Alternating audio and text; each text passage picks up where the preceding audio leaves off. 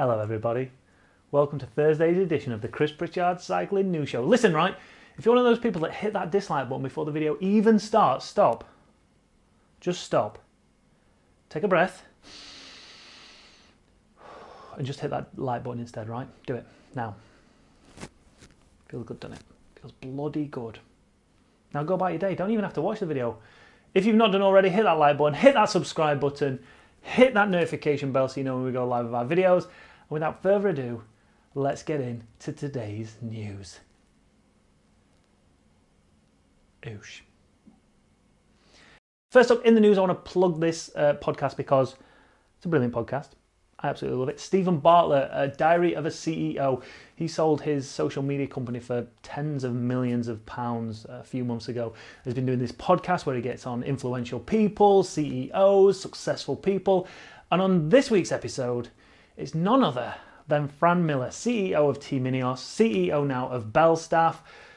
Belstaff sponsored Team Ineos, which I think is because, I'm right in thinking Jim Ratcliffe owns Belstaff, probably. I don't know. I remember when Belstaff used to be like that shitty brand back in like the early 80s.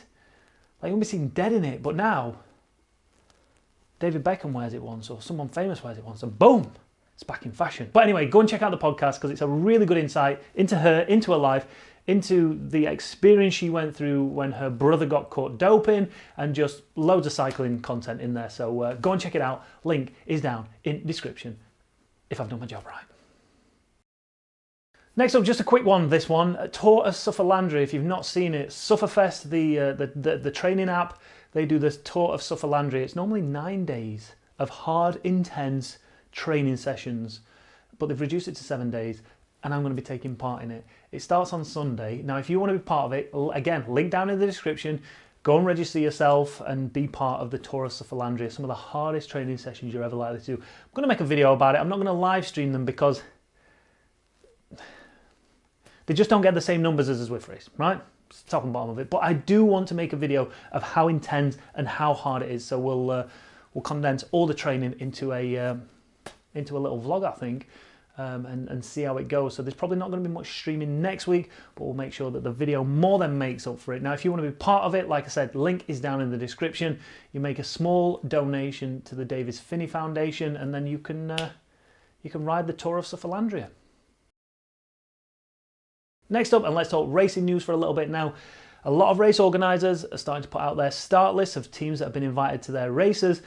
Now, one team missing from the invitation list of the Giro d'Italia in 2021 is a team I thought they would have got an invite. Technically, I can see why, because, well, they're not an Italian team and the invite went elsewhere. And the one team that got qualified by their ranking on the UCI points was obviously Alpecin Phoenix. But what I'm trying to get at is that Arkea Samsic didn't get an invite because those invites went to 3 Italian teams instead. Which, when you think about it, of course they want Italian teams there, but you'd think they'd want the likes of Nairo Quintana there. Someone who could actually win the Tour. Out of the 3 teams that got invited, man, ain't no one going to be fighting for GC there. Might get in a few breaks, probably won't win any stages. So why not bring Nairo in, who stands a chance of mixing it up in the GC, making it a little... Or are we just thinking he's not... Do they look at that and go, he's not going to be there anyway? What's the point? So obviously you have all the 19 World Tour teams heading to the Giro. On top of that, you've got the UCI top-ranked Pro-Continental team, which is obviously Alpecin Phoenix, so they make the cut there. And then the invited teams are Bardiani, CSF, Fizzani, Elo Cometa, Iolo Cometa, I don't know, and Vini Sambu, all receiving invitations. And remember, Iolo Cometo, that's a team run by Alberto Contador and Ivan Basso. Listen, I'm not a race organiser. I don't care, but I would have liked to have seen Nairo Quintana there. I would have liked to have seen Connor Swift potentially going there. And again, because it's not the Tour de France, he could have potentially got himself in a few breaks. He could have potentially shown his cards a little more, and obviously protected Nairo like he did in the Tour de France. And Nairo could potentially...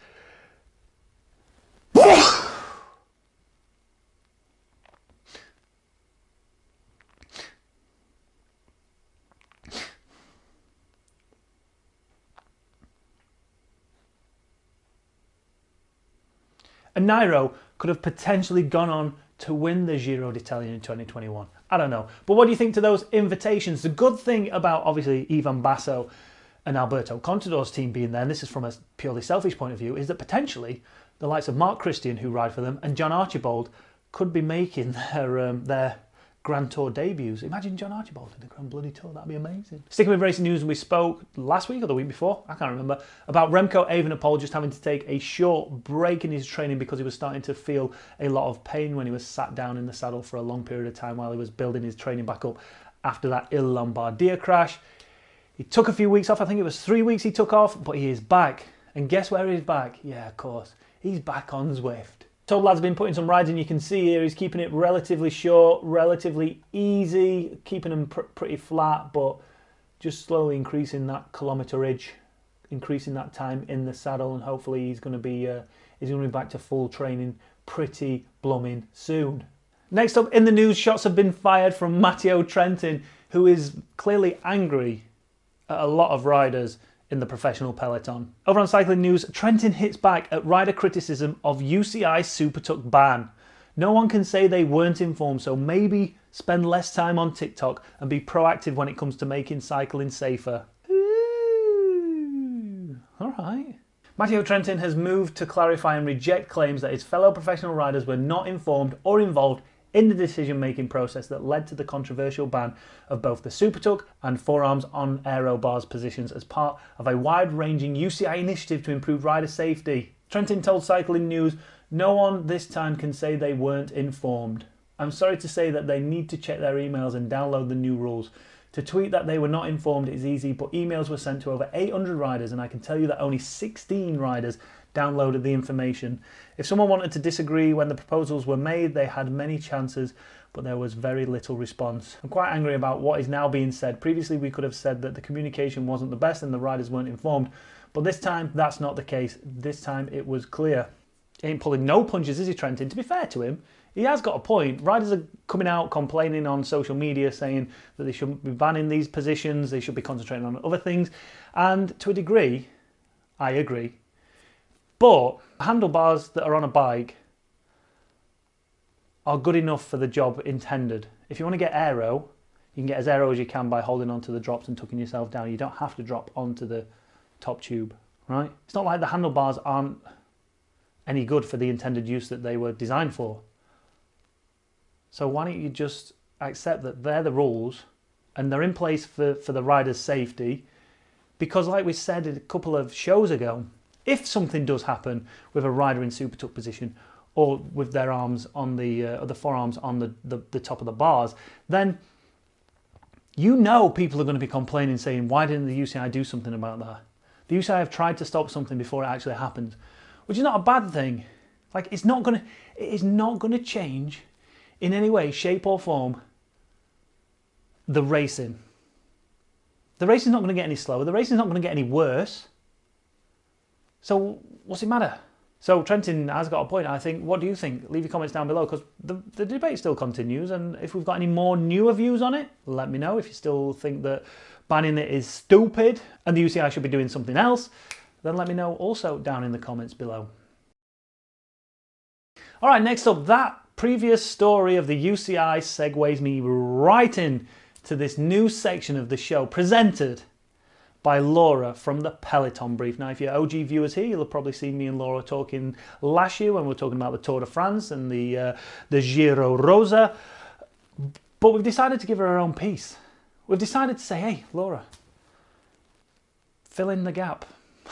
Because everyone's sick of listening to Pritchard. So what Laura's going to be doing is picking a topic every week, or when there's something to talk about, she's going to be heading into the news show and she's going to be giving her opinion right from inside the professional peloton.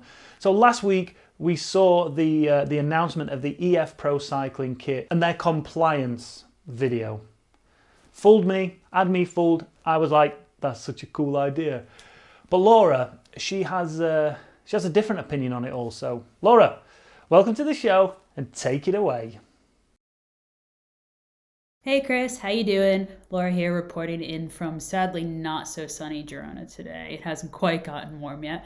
New little segment I'm doing with you guys, a little quick fire, what's on Laura's mind? What's the inside scoop from the world of pro cycling? Well, I just wanted to take a quick moment, Chris, to talk through with you what's going on with the new EF kit. So let's go back to last year, to the Giro, when EF launched their Palace Collaboration Duck Kit. So they launched that under, a lot, very cloak and dagger. Nobody knew what it was going to look like, I believe including the riders before it was launched.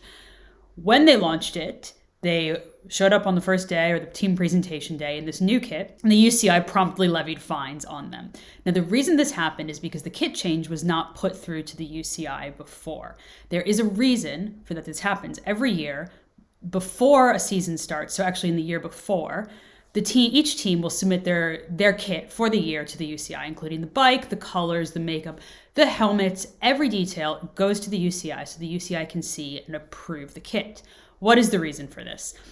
It's a regulation, but it's a regulation that in this case actually makes a lot of sense, maybe a bit more sense than, an invisible aero bar tuck ban or whatever is going on these days. But the reason it's there is to protect the teams, the riders, from a team, for instance, changing the kit every single week as they see fit. Could you imagine that if every time there was a new race, a team had a new kit, that they just said, today we want to be in purple, and the fans wouldn't know what was going on, and maybe it would look like it was another kit. Or maybe there's a sponsor that has signed an agreement based on what a kit looks like and the placement of a logo on a kit, and then the team changes that, and it might actually be bad for any of the stakeholders in the sport.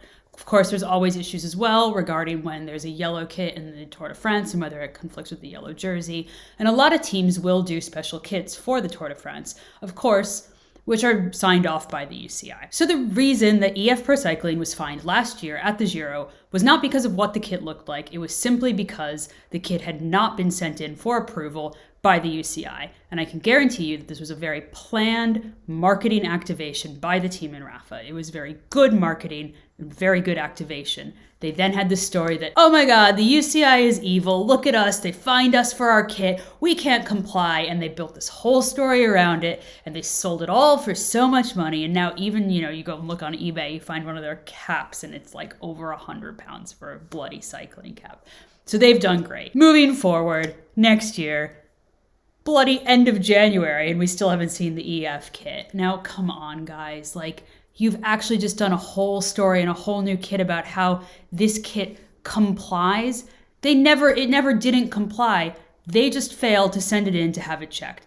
They failed to have a basic regulation, which Jonathan Vaughters would have known, because I remember in many, many years that Garmin or Cannondale, as that team, submitted special kits for the Tour de France. Take a look at 2015, the first year they were in Cannondale colors, and they had a black and green jersey. At the Tour de France, the jersey was switched to a green and blue jersey. Of course, at that time, Jonathan Vaughters and his management team would have submitted that kit to the UCI ahead of the Tour de France. So this case is no different. Rafa, EF, great job. Again, you have tricked a lot of people, but let's be very clear about something. There are some reasons and some rules that the UCI has that do make sense. And one of them is that you guys can't change the kit every week, every month, whenever you want, and there's a reason they ask for it to be signed off. You've done a great job with your marketing, but please, don't try to tell us that this is because you just wanted to comply, and just say it. It's just because you want to sell more jerseys.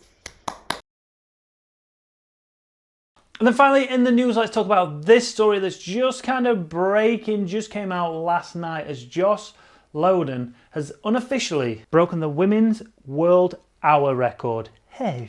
So over on Cycling Tips, they say the women's world hour record appears to have fallen, with Josh Loden from Drop Cycling riding 48.16 kilometers in a training simulation. However, as the result was not officially timed, Vittoria Bussi's mark of 48 kilometers stands in the history books. Loden's ride appeared briefly on Strava, but the activity has since been made private. The only public announcements today of Loden's impressive effort has been from Sean Yates. He tweeted out, breaking news, unofficial world record for coach rider Josh Loden. And then Dan Bigham also tweeted out saying, women's hour record, unofficial, knocked out of the park tonight in a training simulation by Josh Loden, 48.16 kilometers on a pretty slow day. That's impressive. That's bloody impressive. Like normally I know when you know, you look at the GB athletes who are peaking for the Olympics. Normally they get there or thereabouts, close to world record pace. Sometimes they even go quicker than world record pace. But this is from 4 years of training. This is from making sure that the conditions are perfect for those attempts. By the sound, I don't know the full story, but I know at the minute the air pressure doesn't make for great track riding. The temperature doesn't make for great fast track times. So the fact that she's done it in a training simulation without the buzz, the excitement of an official attempt is pretty bloody impressive. And I guess what they're thinking is an official attempt could potentially eke out even more. If this is training, not technically full on peaked, but like I say, I don't know if they've been doing this specifically and they had that track time set. I don't know. I don't know the full end of it. But as I say, very exciting if that's true. Can't be an official record because it was done in training, but an official attempt from it can't be that far away, and it looks likely. Anyway, leave your comments down below about that one. Keeps the interest alive for that hour record. I've never really... So yeah, leave your comments down. So yeah, as ever, leave your comments down below on what you think to those unofficial attempts at the hour record. I like that it keeps the fire alive for that hour record. Obviously, Dowsett still wants to go for it. Dan clearly could potentially go for it at altitude. The likes of John Archibald, we spoke about him earlier, he could go for it. Joss is definitely going to go for an official record at some point. So yeah, that's it. Leave your comments down below. Oh, and before we go, make sure you leave your comments down below. I want to know what you want Laura to talk about next time on the show. Leave your comments down. You know where to leave your comments. Just do it down there and tell us what you would like to hear Laura's opinion on. Let us know if you enjoyed it. Let us know if you enjoyed the show. Make sure you hit that like button, hit that subscribe button, hit that notification bell so you know when we go live with our videos. And I will see you on the next one.